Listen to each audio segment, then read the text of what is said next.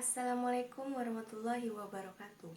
Perkenalkan, nama saya Dea Cahyanti Rizky, NPM 1962100474.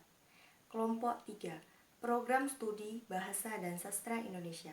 Mata kuliah Fonologi. Dosen pengampu Ermawati S. SPD, MA. Baiklah, saya akan memulai presentasinya. Perubahan bunyi atau fonem. Penyebab perubahan itu bisa dibagi menjadi 4. Yang pertama, akibat adanya koartikulasi. Dalam peristiwa ini dikenal adanya proses-proses sebagai berikut. Yang pertama, labialisasi.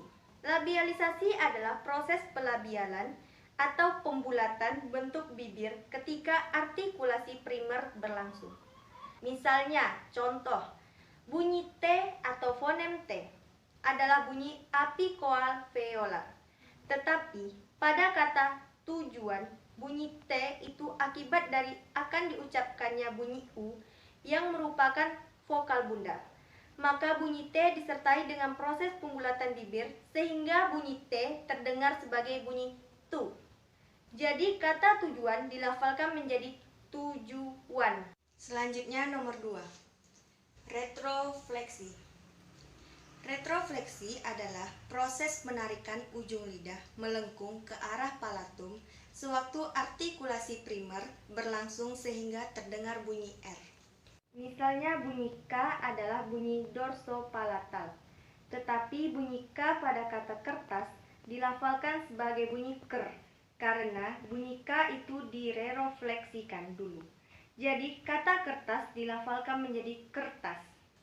Selanjutnya nomor 3, palatalisasi. Palatalisasi adalah proses pengangkatan daun lidah ke arah langit-langit keras atau disebut palatum sewaktu artikulator primer berlangsung. Misalnya bunyi P adalah bunyi apikoalveolar tak bersuara.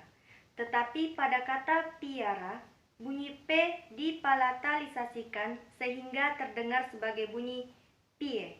Maka kata piara dilafalkan menjadi piara. Selanjutnya nomor 4, velarisasi. Velarisasi ialah proses pengangkatan pangkal lidah atau disebut dorsum ke arah langit-langit lunak atau disebut velum ketika artikulasi berlangsung. Misalnya bunyi M pada kata makhluk divelarisasikan menjadi max. Oleh karena itu, kata makhluk dilafalkan menjadi makhluk. Selanjutnya nomor 5, faringalisasi. Faringalisasi ialah proses penyempitan rongga faring ketika artikulasi sedang berlangsung dengan cara menaikkan laring, mengangkat uvular ujung-ujung langit lunak, serta dengan menarik belakang lidah dorsum ke arah dinding faring. Semua bunyi dapat difaringalisasikan. Selanjutnya nomor 6, glotalisasi. Glotalisasi ialah proses penyertaan bunyi hambat pada glotis. Glotis tertutup rapat sewaktu artikulasi primer berlangsung. Misalnya bunyi A dan bunyi O pada kata akan dan obat dilafalkan menjadi akan dan obat. Begitu juga bunyi A pertama pada kata tat dan sat dilafalkan menjadi taat dan saat. Kita masuk ke judul baru, yaitu 2, akibat pengaruh bunyi lingkungan. A. Asimilasi. Asimilasi ialah perubahan bunyi secara fonetis akibat pengaruh yang berada sebelum atau sesudahnya. Kalau arah pengaruh itu ke depan disebut asimilasi progresif. Sedangkan kalau pengaruh itu ke belakang disebut asimilasi regresif. Disimilasi adalah dua buah bunyi yang sama diubah menjadi dua buah bunyi yang berbeda atau tidak sama. Masuk ke judul baru, yaitu 3, akibat distribusi. A. Aspirasi. Aspirasi adalah pengucapan suatu bunyi yang disertai dengan hembusan keluarnya udara dengan keras, sehingga terdengar bunyi H. Misalnya bunyi P dalam bahasa Inggris bila berposisi pada awal kata akan diucapkan dengan aspirasi, sehingga terdengar sebagai bunyi P. Jadi kata PAC dan Peter akan diucapkan menjadi pitch atau pitcher. Namun, bila konsonan P itu berada pada posisi akhir kata atau berada sesudah bunyi laminoalveolar, maka aspirasi itu tidak ada. Seperti pada kata map yang diucapkan map dan kata space yang diucapkan space. Bunyi yang beraspirasi disebut bunyi aspirat. B. Pelepasan atau release. Yang dimaksud dengan pelepasan adalah pengucapan bunyi hambat letup tanpa hambatan atau letupan. Lalu dengan serentak bunyi berikutnya diucapkan. Jadi, hambatan atau letupan itu dilepaskan atau dibebaskan. Misalnya bunyi P adalah bunyi hambat letup bersuara. Tetapi bunyi P pada kata tatap muka dilafalkan tanpa hambat letup. Begitu juga bunyi T yang sebenarnya berupa bunyi hambat letup pada kata tempat nenek dilafalkan tanpa hambat letup. C. Pemaduan atau pengafrikatan. Pemaduan adalah penghilangan letupan pada bunyi hambat letup. Dalam hal ini, setelah hambat letup dilepaskan, lalu bunyi digeserkan secara perlahan-lahan. Misalnya bunyi T pada kata hebat dan tempat dilafalkan menjadi hebat dan tempat, karena pada kata hebat itu E keras dan pada kata tempat itu E lemah. D. Harmonisasi vokal. Harmonisasi vokal adalah proses penyamaan vokal pada silabel pertama terbuka dengan vokal pada silabel kedua yang tertutup. Umpama dari harmonisasi vokal seperti kata bebek, ketek, dan seret menjadi bebek, ketek, dan seret. E. Netralisasi. Netralisasi ialah hilangnya kontras antara dua buah fonem yang berbeda. Misalnya bunyi B pada kata jawab bisa dilafalkan sebagai bunyi P dan juga sebagai B, sehingga kata jawab itu bisa dilafalkan sebagai jawab dan jawab. 4. Akibat proses morfologi. A. Pemunculan fonem. Pemunculan fonem adalah hadirnya sebuah fonem yang sebelumnya tidak ada akibat terjadinya proses morfologi. Umpamanya pemunculan fonem me plus dina menjadi membina. Pem plus dina menjadi pembina. Hari plus an menjadi harian. Satu plus an menjadi satuan. B. Pelepasan fonem. Pelepasan fonem adalah peristiwa hilangnya fonem akibat proses morfologi. Misalnya, hilangnya bunyi R yang ada pada prefiks ber dalam proses prefiksasi pada kata renang.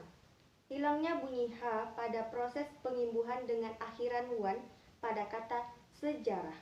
Dan hilangnya bunyi K pada proses pengimbuhan dengan akhiran da. Ber plus renang menjadi berenang. Sejarah plus wan menjadi sejarawan. Anak plus da menjadi ananda. C. Peluluhan fonem. Peluluhan fonem adalah proses luluhnya sebuah fonem lalu menyatu pada fonem berikutnya. Misalnya, me plus sikat menjadi menikat. P plus sikat menjadi penikat. Me plus kirim menjadi mekirim. Dan seterusnya. D. Pergeseran fonem. Umpamanya fonem T, fonem N, dan fonem M pada kata lompat, makan, dan minum akan pindah ke silabel berikutnya. Seperti lompat menjadi lompatan. Makan plus an menjadi makanan. Minum plus an menjadi minuman. E. Perubahan fonem. Perubahan fonem adalah proses berubahnya sebuah fonem menjadi fonem yang lain karena menghindari adanya dua bunyi sama. Ber plus ajar menjadi belajar. Ter plus anjur menjadi terlanjur. 5. Akibat dari perkembangan sejarah. A. Kontraksi atau penyingkatan. Aferesis adalah proses penghilangan satu fonem atau lebih pada awal kata. Misalnya, tetapi menjadi tapi, pepermin menjadi permen, upawasa menjadi puasa, dan seterusnya. B. Metatesis. Metatesis adalah perubahan urutan bunyi fonemis pada suatu kata. Jalur menjadi lajur, royal menjadi loyar, berantas menjadi bantras, dan seterusnya. C. Diftongisasi. Diftongisasi adalah proses perubahan vokal tunggal menjadi vokal rangkap secara berurutan. Misalnya, anggota, anggauta bunyi O menjadi AU. Sentosa, sentausa bunyi O menjadi AU. Teladan, tauladan bunyi E menjadi AU. D. Monoftonisasi. Monoftonisasi adalah proses perubahan dua buah vokal atau gugus vokal menjadi sebuah vokal. Misalnya, ramai diucapkan menjadi rame, kalau diucapkan menjadi kalau, satai diucapkan menjadi sate, pulau diucapkan menjadi pulau. E. Anaftiksis. Anaftiksis adalah proses penambahan bunyi vokal di antara dua konsonan dalam sebuah kata. Kita mengenal adanya 3 macam anafiktis, yaitu protesis, epetensis, dan paragok. Protesis adalah proses penambahan bunyi pada awal kata. Misalnya, mas menjadi emas, empu menjadi empu, tik menjadi ketik, lang menjadi elang. Epentesis adalah proses penambahan bunyi pada tengah kata. Misalnya, kapak menjadi kampak, sajak menjadi sanjak, upama menjadi umpama, beteng menjadi benteng.